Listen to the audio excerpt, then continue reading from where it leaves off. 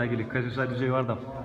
Þetta var auðvitað frábært að ná 2 mörkum í síðustu 4-5 mínútum. Náttúrulega fannst við auðvitað skilið. Þeir voru auðvitað mjög þéttir varnarlega og var erfitt að brjóta niður vörninni.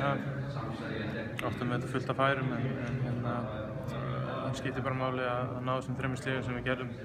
Það hefði kannski verið það að geta klára leikinn fyrr og hvílt menn fyrir næsta leik, en við erum ánægðir með 3 stig.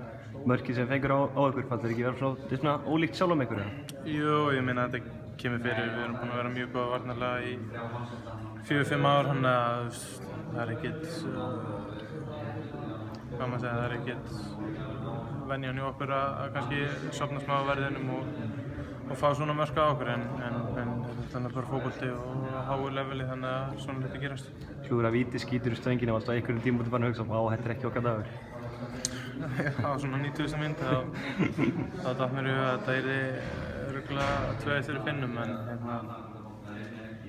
við hættum aldrei og við vissum að ef við myndum ná að bóta einu marki þá væri allt hægt í lokin, sem auðvitað var raunin, en þetta tók sinn tíma.